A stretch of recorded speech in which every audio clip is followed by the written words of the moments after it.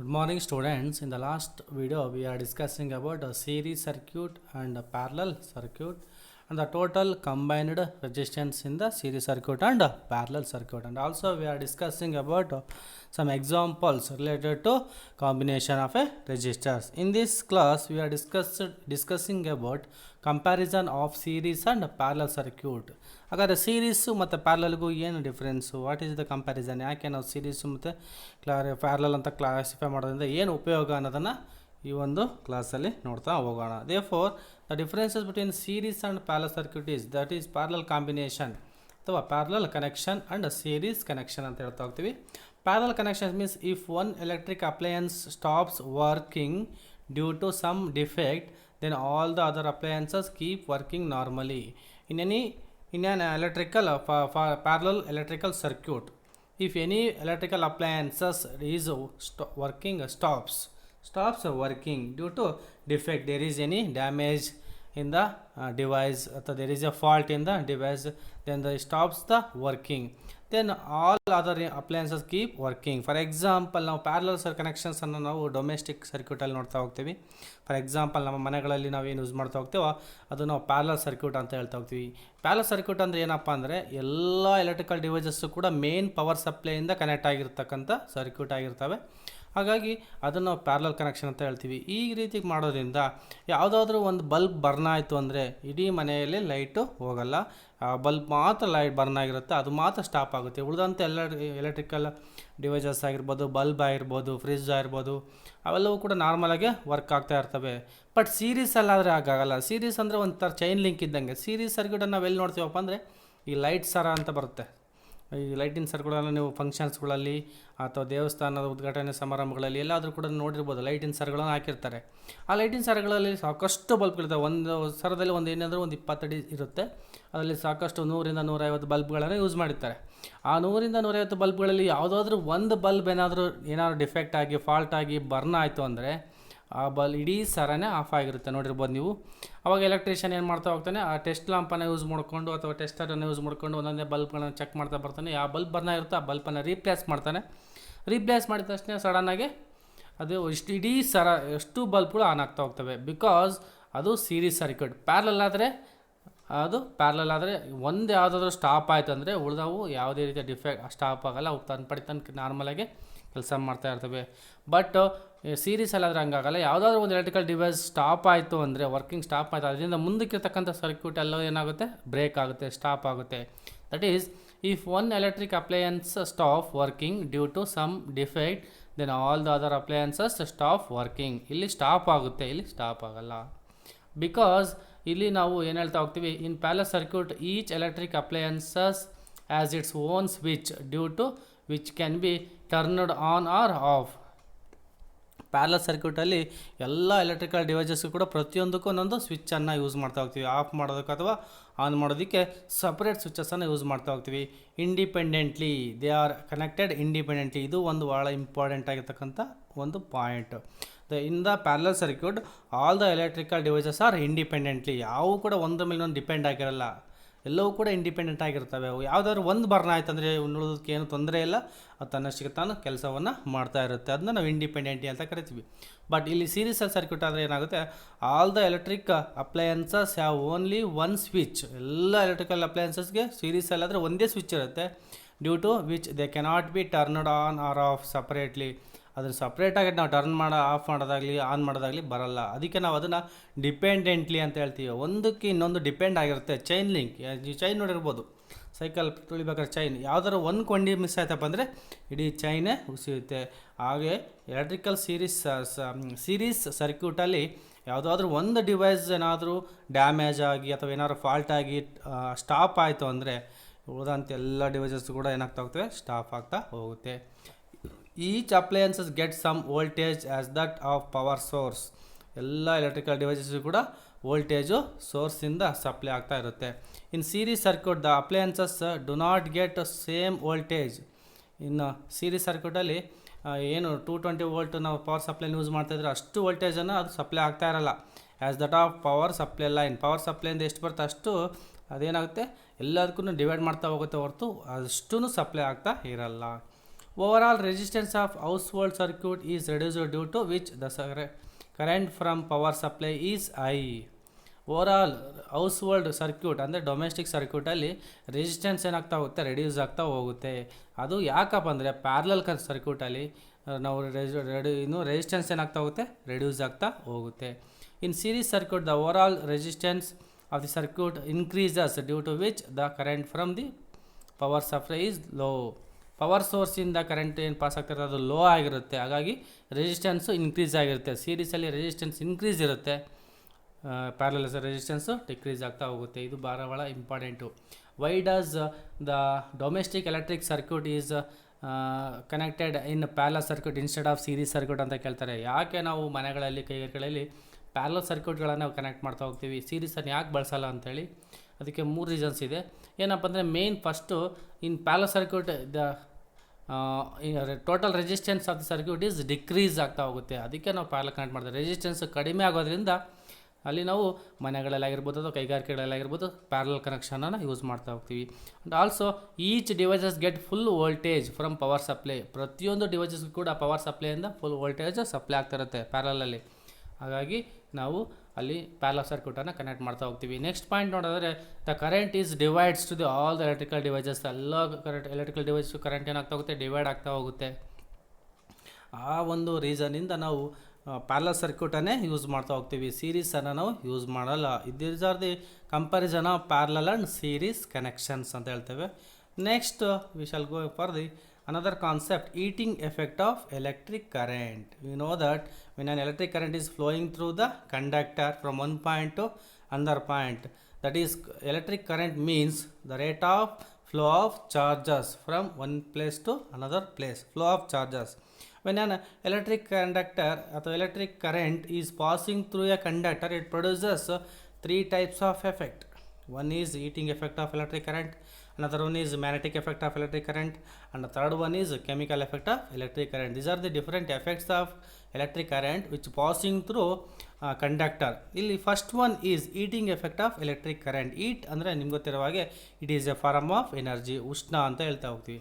ಅಂದರೆ ಒಂದು ಕಂಡಕ್ಟರ್, ಒಂದು ವಾಹಕದಲ್ಲಿ ವಿದ್ಯುತ್ ಪಾಸ್ ಆಗ್ತಾ ಇದೆ ಅಂತಂದರೆ ಅದು ಸುತ್ತ ಏನಾಗುತ್ತೆ, ಉಷ್ಣವನ್ನು ಪ್ರೊಡ್ಯೂಸ್ ಮಾಡ್ತಾ ಹೋಗುತ್ತೆ. That is heating effect of electric current. When electricity passes through a high resistance wire ಮುಖಾಂತರ ನಾವು ಎಲೆಕ್ಟ್ರಿಸಿಟಿ ಪಾಸ್ ಮಾಡ್ತಾ ಇದ್ರೆ, ಲೈಕ್ ಎ ನೈಕ್ರೋಮ್ ವೈರ್ ಆಗಿರ್ಬೋದು, the resistance wire becomes very hot. ಅವಾಗ ಏನಾಗುತ್ತೆ, ಆ ವೈರ್ ಭಾಳ ಬಿಸಿ ಆಗಿರುತ್ತೆ ಆ್ಯಂಡ್ ಪ್ರೊಡ್ಯೂಸ್ ಈಟ್. ಅದೇನಾಗುತ್ತೆ, ಸುತ್ತ ಈಟನ್ನು ಪ್ರೊಡ್ಯೂಸ್ ಮಾಡ್ತಾ ಹೋಗುತ್ತೆ. This is called eating effect of electric current. ಈ ಒಂದು ಪ್ರಿನ್ಸಿಪಲ್ ಕರೆಂಟಿಗೆ ಇರೋದ್ರಿಂದನೇ ನಾವು ಬೇಕಾದಷ್ಟು ಎಲೆಕ್ಟ್ರಿಕಲ್ ಡಿವೈಸಸನ್ನು ಯೂಸ್ ಮಾಡ್ತಾ ಹೋಗ್ತೀವಿ. ಎಲೆಕ್ಟ್ರಿಕ್ ಐರನ್ ಬಾಕ್ಸ್ ಯೂಸ್ ಮಾಡ್ತೀವಿ, ಎಲೆಕ್ಟ್ರಿಕ್ ಸ್ಟವನ್ನು ಯೂಸ್ ಮಾಡ್ತಾ ಹೋಗ್ತೀವಿ, ಎಲೆಕ್ಟ್ರಿಕ್ ಫ್ಯೂಸನ್ನು ಯೂಸ್ ಮಾಡ್ತಾ ಹೋಗ್ತೀವಿ, ಎಲೆಕ್ಟ್ರಿಕ್ ಬಲ್ಬನ್ನು ಯೂಸ್ ಮಾಡ್ತಾ ಹೋಗ್ತೀವಿ. These are all devices works by the principle of heating effect of electric current. ಅಂದರೆ when electric current is passing through the conductor, it produces heat around the conductor. This is called as heating effect of electric current. ಈ ಒಂದು principal ಮೇಲೆ electric iron box, electric bulb, electric fuse, electric stove ಇವೆಲ್ಲವೂ ಕೂಡ work ಆಗ್ತಕ್ಕಂಥದ್ದು. ನಿಮ್ಮ electric stove ನೋಡಿರ್ಬೋದು ನೀವು. Electric ಸ್ಟವ್ಗಳಲ್ಲಿ ನಾವು ಸುರುಳಿಯಾಗಿ ಒಂದು ತಂತಿಯನ್ನು ಯೂಸ್ ಮಾಡಿರ್ತೀವಿ. ಅದು ನೈಕ್ರೋಮಿಂದ ಆಗಿರ್ತಕ್ಕಂಥ ಒಂದು ಕಂಡಕ್ಟರನ್ನು, ತಂತಿಯನ್ನು ನಾವು ಯೂಸ್ ಮಾಡ್ತಾ ಹೋಗ್ತೀವಿ. ಅದು ನಾವು ಕರೆಂಟ್ ಸಪ್ಲೈ ಮಾಡಿದ ತಕ್ಷಣ ಕೆಲವು ಸೆಕೆಂಡ್ಸ್, ಅದು ಕೆಲವು ನಿಮಿಷಗಳಾದ ತಕ್ಷಣ ಚೆನ್ನಾಗಿ ಕಾದು ಕೆಂಪಾಗಿರುತ್ತೆ.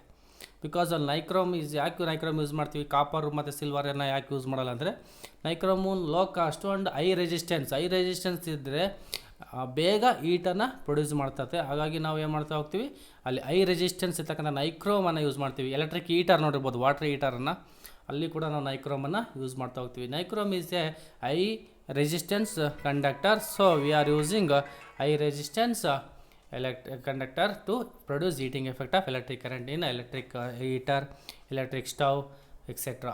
Therefore here we have a picture. This is called as electric heater. It produces heat, therefore this is heating effect of electric current. Next, regarding the heating effect of electric current, we Joule's law ಅಂತ ಹೇಳ್ತಾ ಹೋಗ್ತೀವಿ. ಅದಕ್ಕೆ ಸಂಬಂಧಪಟ್ಟಂಗೆ ಒಂದು ನಿಯಮ ಇದೆ. ಆ ನಿಯಮ ಹೇಳ್ತಾ ಹೋಗ್ತೀವಿ ಜೌಲ್ಸ್ ಲಾ ಅಂತ ಹೇಳ್ತೀವಿ. ಜೌಲ್ ಎನ್ನುವ ಸೈಂಟಿಸ್ಟ್ ಈ ಒಂದು ನಿಯಮವನ್ನು ಕಂಡುಹಿಡಿದಿರ್ತಕ್ಕಂಥದ್ದು. ಹಾಗಾಗಿ ಇವರಿಗೆ ನಾವು ಜೌಲ್ಸ್ ಲಾ ಅಂತ ಕರಿತಾ ಹೋಗ್ತೀವಿ. What is Joule's law? the heat is produced in a wire is directly proportional to square of current. Heat is produced in a wire is directly proportional to square of current. Resistance of a wire, time for which current is passed. ಅಂದರೆ ಯಾವುದೋ ಒಂದು ಕಂಡಕ್ಟರಲ್ಲಿ ಈಟ್ wire current pass ಆಗ್ತೈತೆ ಅಂದರೆ ಅದು ಸುತ್ತ ಈಟ್ produce ಆಗುತ್ತೆ ಅಂತ ಗೊತ್ತು. ಆ ಈಟು 3 ಅಂಶಗಳ ಮೇಲೆ ಡಿಪೆಂಡ್ ಆಗಿರುತ್ತೆ. ಯಾವುದ್ಯಾವುದು? ಸ್ಕ್ವೇರ್ ಆಫ್ ಕರೆಂಟಿನ ಒಂದು ವರ್ಗಕ್ಕೆ ಡಿಪೆಂಡ್ ಆಗಿರುತ್ತೆ. ನೆಕ್ಸ್ಟ್ ರೆಸಿಸ್ಟೆನ್ಸ್ ಆಫ್ ವೈರ್, ಆ ಒಂದು ವೈರ್ನ ಅಥವಾ ಒಂದು ಕಂಡಕ್ಟರ್ನ ರೆಸಿಸ್ಟೆನ್ಸು ಕೂಡ ಅವಶ್ಯಕವಾಗಿರ್ತದೆ. Next time for which pass, ಆ ಒಂದು ಕಂಡಕ್ಟರಲ್ಲಿ ಎಷ್ಟು ಹೊತ್ತು ಕರೆಂಟು, ಎಷ್ಟು ಸಮಯದವರೆಗೆ ಎಲೆಕ್ಟ್ರಿಕ್ ಕರೆಂಟ್ ಪಾಸ್ ಆಗ್ತಾ ಇದೆ ಅನ್ನೋದ್ರ ಮೇಲೆ ಕೂಡ ಡಿಪೆಂಡ್ ಆಗಿರುತ್ತೆ. Therefore what is Joule's law ಅಂತ ಒಂದು ಮಾರ್ಕ್ಸಿಗೆ ಕೇಳ್ತಾ ಹೋಗ್ತಾರೆ.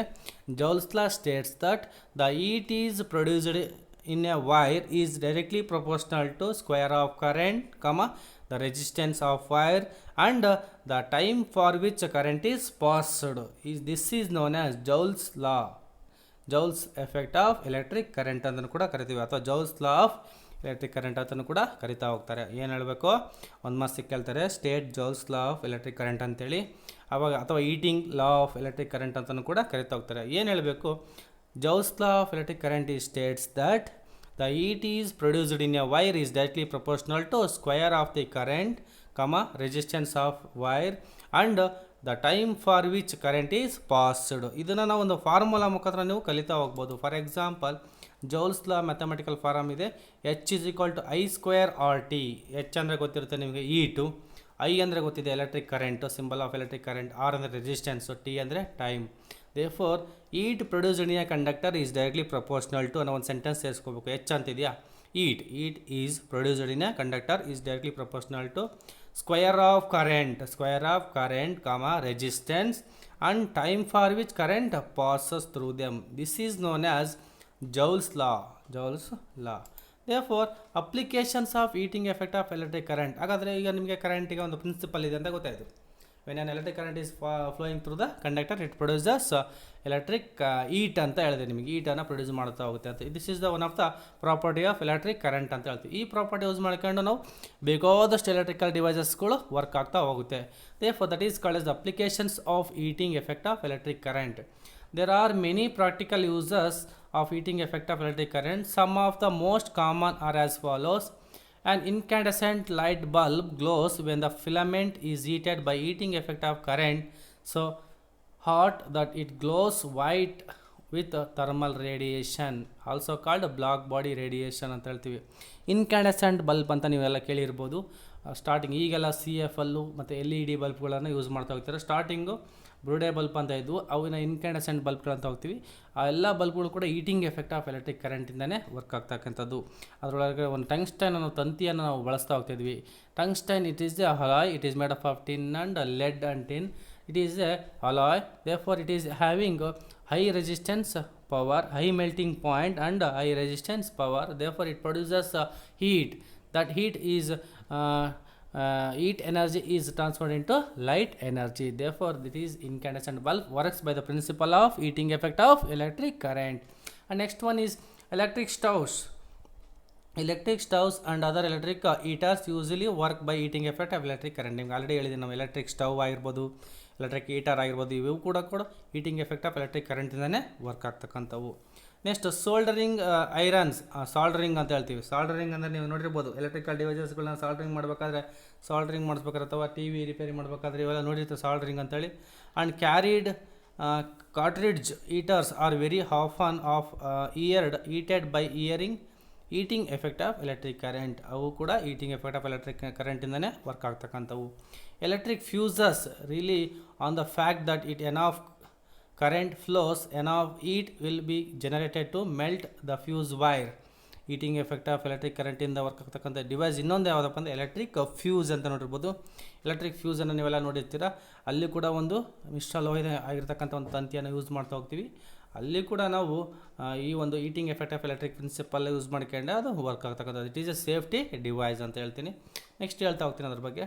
Electronic cigarettes usually work by heating effect of electric current.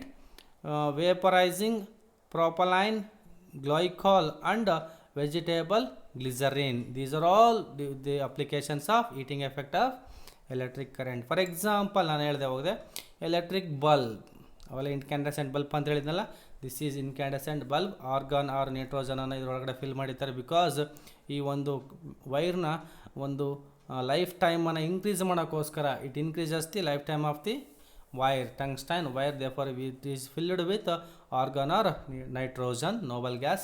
Thin tungsten filament is used in incandescent bulb. This is a glass bulb enclosed in enclosed glass bulb. Inside the glass bulb there is a gas, argon or nitrogen. Therefore electric bulb contains the thin filament made up of tungsten metal. Tungsten metal, it is the having high melting point, approximately 3380 degree Celsius melting ಇರ್ತಕ್ಕಂಥ high melting point ಇರ್ತಕ್ಕಂಥ, ಅಂದರೆ ಅದು melt ಆಗಬೇಕು ಅಂತ ಹೇಳಿದ್ರೆ 3380 degree Celsius ಅಷ್ಟು ಹೀಟನ್ನು produce ಮಾಡಿದರೆ ಎಷ್ಟು ಹೀಟ್ ಇದ್ದರೆ ಮಾತ್ರ ಹೀಟ್ ಆಗುತ್ತೆ. ಅಂದರೆ ಬೇಗ ಹೀಟ್ ಆಗಲ್ಲ, ಅದು ಕರಗಲ್ಲ, ಮೆಲ್ಟ್ ಆಗಲ್ಲ. ಅಂದರೆ ಮೆಲ್ಟ್ ಅಂದರೆ ಗೊತ್ತಾಗುತ್ತಲ್ಲ ನಿಮಗೆ, ಅದು ಒಂದು ಸ್ಟೇಟಿಂದ ಇನ್ನೊಂದು ಸ್ಟೇಟಿಗೆ ಕನ್ವರ್ಟ್ ಆಗ್ತಕ್ಕಂಥದ್ದು. ಬಟ್ ಇದು ಹೀಟ್ ಆಗಲ್ಲ, ಬೇಗ ಮೆಲ್ಟ್ ಆಗಲ್ಲ, ಬಟ್ ಹೀಟ್ ಆಗುತ್ತೆ ಬೇಗ. ಬಿಕಾಸ್ ಹೈ ರೆಸಿಸ್ಟೆನ್ಸ್ ಪವರ್ ಇರ್ತಕ್ಕಂಥದ್ದು ಯಾವುದು, ಟಂಗ್ಸ್ಟೈನಲ್ಲಿ ಹೈ ರೆಸಿಸ್ಟೆನ್ಸ್ ಇದೆ ಮತ್ತು ಹೈ ಮೆಲ್ಟಿಂಗ್ ಪಾಯಿಂಟ್ ಇದೆ. ಹಾಗಾಗಿ ಮೆಲ್ಟಿಂಗ್ ಪಾಯಿಂಟ್ ಅಪ್ರಾಕ್ಸಿಮೇಟ್ಲಿ ಎಷ್ಟು ಅಂತ ಹೇಳಿದೆ 3380 ಡಿಗ್ರಿ ಸೆಲ್ಸಿಯಸ್ ಇರೋದ್ರಿಂದ, ಅದು ಹೈ ರೆಸಿಸ್ಟೆನ್ಸ್ ಪವರು ಇರೋದ್ರಿಂದನೂ ಅದೇನಾಗುತ್ತೆ, ಬೇಗ ಕಾದು ಚೆನ್ನಾಗಿ ಕೆಂಪಾಗಿ ಕಾದು ಒಂದು ಕಾಯೋದ್ರ ಮೂಲಕ ಅದು ಬೆಳಕನ್ನು ಪ್ರೊಡ್ಯೂಸ್ ಮಾಡ್ತಕ್ಕಂಥದ್ದು. Therefore connecting copper wire to make current pass, ಇದನ್ನು ನಾವು ಎರಡು ಕಡೆ ಕನೆಕ್ಟ್ ಮಾಡ್ತೀವಿ because to current passes through tungsten wire. Glass covering ಇರುತ್ತೆ and argon nitrogen gas enclosed in the bulb to the increase the life time of tungsten bulb. This is the work. The electric bulb is a device, it's work by the principle of heating effect of electric current. In this bulb we are using a tungsten filament. Next another, this is the diagram of electric fuse. Metal cap for connecting fuse in the circuit. ಫ್ಯೂಸನ್ನು ಇಲ್ಲಿ ಎರಡು ಕಡೆ metal ಕ್ಯಾಪ್ಗಳನ್ನು ಯಾಕೆ use ಮಾಡಿದ್ದಾರೆ ಅಂದರೆ ಸರ್ಕ್ಯೂಟಲ್ಲಿ connect ಮಾಡೋ ಉದ್ದೇಶಕ್ಕೆ ನಾವು ಫ್ಯೂಸನ್ನು ಯೂಸ್ ಮಾಡಿದ್ವಿ. It is advanced electric fuse. Advanced ಟೆಕ್ನಾಲಜಿಯಲ್ಲಿ ಇಂಪ್ರೂವ್ಮೆಂಟ್ ಆದಂಗೆಲ್ಲ ಅಡ್ವಾನ್ಸ್ಡ್ ಎಲೆಕ್ಟ್ರಿಕ್ ಫ್ಯೂಸನ್ನು ಯೂಸ್ ಮಾಡ್ತಾ ಹೋಗ್ತೀವಿ. ಗ್ಲಾಸ್ ಟ್ಯೂಬು ಫ್ಯೂಸ್ ವೈರ್ ಒಳಗಡೆ ಯೂಸ್ ಮಾಡ್ತಕ್ಕಂಥ ಇಲ್ಲಿ ಕಾಣ್ತಾ ಇದ್ದಲ್ಲಿ this is fuse wire. This is very famous electric fuse. Many devices, many electrical circuits, in this circuit we are using this type of electric fuses. You already known about this fuses. ಇವುಗಳನ್ನು ನೀವೆಲ್ಲ ನೋಡಿರ್ತೀರ, ನೀವುಗಳನ್ನು ಮನೆಗಳಲ್ಲಿ ಅಥವಾ ಹೊಲಗಳಲ್ಲಿ ಇದು ಬೋರ್ಡ್ಗಳಲ್ಲೆಲ್ಲ ಬಳಸಿರ್ತಾರೆ, ಫ್ಯೂಸನ್ನು ನೋಡಿರ್ತೀರ. Therefore ಇಲ್ಲಿ use ಮಾಡ್ತಕ್ಕಂಥ ಇದು ಕೂಡ ಇಲ್ಲಿ ಅಲಾಯಿಂದ ಇರತಕ್ಕಂಥ ಒಂದು ವೈರನ್ನು ಯೂಸ್ ಮಾಡ್ತಾ ಹೋಗ್ತೀವಿ. ಅಲ್ಲಿ ಟಂಗ್ಸ್ಟೈನನ್ನು ಯಾವ ರೀತಿ ಬಲ್ಬಲ್ಲಿ ಯೂಸ್ ಮಾಡ್ತಾ ಹೋಗ್ತೀವಿ, ಇಲ್ಲಿ ನಾವು ಒಂದು ವೈರನ್ನು ಯೂಸ್ ಮಾಡ್ತಾ ಹೋಗ್ತೀವಿ. It having low melting point, ಅಲ್ಲಿ ಯೂಸ್ ಮಾಡ್ತಕ್ಕಂಥದ್ದು ಬಲ್ಬಲ್ಲಿ ಹೈ ಮೆಲ್ಟಿಂಗ್ ಪಾಯಿಂಟ್ ಇರ್ತಕ್ಕಂಥ ವೈರನ್ನು ಯೂಸ್ ಮಾಡ್ತೀವಿ. ಬಟ್ ಇಲ್ಲಿ ನಾವು ಯೂಸ್ ಮಾಡ್ತಕ್ಕಂಥದ್ದು ಲೋ ಮೆಲ್ಟಿಂಗ್ ಪಾಯಿಂಟ್ ಇರ್ತಕ್ಕಂಥ ವೈರನ್ನು ಯೂಸ್ ಮಾಡ್ತಾ ಹೋಗ್ತೀವಿ. Therefore when on electric current it is a safety device. The electric fuse is a safety device. It excess current flows through an appliance, it breaks off the circuit. ಈ safety device it works as a switch. It makes or breaks the circuit in the circuit. For example, we know that when an electric current is connected in the circuit, parallel ಆಗಿರ್ಬೋದು, series ಆಗಿರ್ಬೋದು, any electrical devices are connected in circuit. When an electric current is increases heavily at the time of short circuit or fire accident, increases heavily, suddenly, instantly increase ಆಗ್ತಾ ಹೋಗುತ್ತೆ. The current is increased, then it makes a fire accident ಅಥವಾ the electrical devices are burning ಅಥವಾ fire ಏನಾಗ್ತಾ ಹೋಗುತ್ತೆ, short circuit ಆಗ್ತಾ ಹೋಗುತ್ತೆ. ಇದನ್ನೆಲ್ಲ avoid ಮಾಡೋ ಉದ್ದೇಶಕ್ಕೆ ನಾವೇನು ಮಾಡ್ತೀವಿ, ಎಲೆಕ್ಟ್ರಿಕ್ ಫ್ಯೂಸನ್ನು ಯೂಸ್ ಮಾಡ್ತಾ ಹೋಗ್ತೀವಿ. ಎಲೆಕ್ಟ್ರಿಕ್ ಫ್ಯೂಸ್ ಯೂಸ್ ಮಾಡೋದ್ರಿಂದ ಏನಾಗುತ್ತೆ, ಯಾವಾಗದು ಒಂದು ಕಂಡಕ್ಟರ್ ಅಥವಾ ಸರ್ಕ್ಯೂಟಲ್ಲಿ ಹೈ ಕರೆಂಟ್ ಬಂತು ಅಂದರೆ ಇದೇನಾಗುತ್ತೆ, ಅಲ್ಲಿ ಬ್ರೇಕ್ ಆಗುತ್ತೆ. ಬ್ರೇಕ್ ಆಗಿ ಅಲ್ಲಿಂದ ಮುಂದಕ್ಕೆ ನಿಮಗೆ ಎಲೆಕ್ಟ್ರಿಕ್ ಕರೆಂಟನ್ನು ಸಪ್ಲೈ ಆಗೋಕ್ಕೆ ಬಿಡೋದಿಲ್ಲ. ಹಾಗಾಗಿ ನಾವೇನು ಯೂಸ್ ಮಾಡ್ತಾ ಹೋಗ್ತೀವಿ, ಎಲೆಕ್ಟ್ರಿಕ್ ಫ್ಯೂಸನ್ನು ಯೂಸ್ ಮಾಡ್ತಾ ಹೋಗ್ತೀವಿ. ಇದಿಷ್ಟು electric fuse. It prevents over heating of appliances and electrical fires. Over heating ಆಗದೆ ಇರೋಕ್ಕೆ ತಡೆಯುತ್ತೆ. ಅದರಿಂದ ನೆಕ್ಸ್ಟು ಮುಂದಿನ ಎಲೆಕ್ಟ್ರಿಕಲ್ ಡಿವೈಸಸ್ಗಳನ್ನು ಸೇಫ್ ಆಗಿರೋಕ್ಕೋಸ್ಕರ ನಾವೇನು ಮಾಡ್ತಾ ಹೋಗ್ತೀವಿ, ಎಲೆಕ್ಟ್ರಿಕ್ ಫ್ಯೂಸನ್ನು ಯೂಸ್ ಮಾಡ್ತಾ ಹೋಗ್ತೀವಿ. Therefore electric fuse is a safety device. It is connected in the circuit. It makes or breaks the flowing of electric current. It is safe the electrical devices at the time of short circuit or fire accident. ಒಂದು ವೇಳೆ ಏನಾದರೂ current high current ಬಂತು ಅಂದರೆ ಅಲ್ಲಿಗೆ ಒಂದು melt ಆಗಿ ಆ ಒಂದು ವೈರನ್ನು ಯೂಸ್ ಮಾಡ್ತೀವಿ, ಆ ವೈರ್ ಏನಾಗುತ್ತೆ ಬೇಗ ಹೀಟ್ ಆದ ತಕ್ಷಣ ಲೋ ಮೆಲ್ಟಿಂಗ್ ಪಾಯಿಂಟ್ ಇರೋದ್ರಿಂದ ಏನಾಗುತ್ತೆ ಬೇಗ ಅದು ಕರಗಿಬಿಡುತ್ತೆ, ಕರಗುತ್ತೆ, ಅಲ್ಲಿಗೆ ಬ್ರೇಕ್ ಆಗುತ್ತೆ. ಅಲ್ಲಿಂದ ಮುಂದಕ್ಕೆ ಕರೆಂಟು ಸಪ್ಲೈ ಆಗಲ್ಲ, ಅಲ್ಲಿಂದ ಮುಂದೆ ಇರ್ತಕ್ಕಂಥ ಎಲೆಕ್ಟ್ರಿಕಲ್ ಡಿವೈಸಸ್ಗಳು ಏನಾಗ್ತಾ ಹೋಗ್ತವೆ, ಸೇಫ್ ಆಗ್ತಾ ಹೋಗ್ತವೆ. ಇದಿಷ್ಟು applications of electric current. Electric fuse, ಅದೇ ರೀತಿ electric bulb, these are all electric heater, electric stove, electric iron box, etc. These are all electrical devices works by the heating effect of electric current. H is equal to I square RT ಅಂತಲೂ ಕೂಡ ಹೇಳ್ತೀವಿ. Joules lawn ಭಾಳ important ಆಗಿರ್ತಕ್ಕಂಥ ಒಂದು concept. ಇದಿಷ್ಟು ಈ ಕ್ಲಾಸಲ್ಲಿ ಕಲಿತಂಥ ವಿಷಯಗಳು. ಇನ್ನಷ್ಟು ವಿಷಯಗಳನ್ನ ನಾವು ಮುಂದಿನ ತರಗತಿಯಲ್ಲಿ ಕಲಿತಾ ಹೋಗೋಣ. Okay, thank you.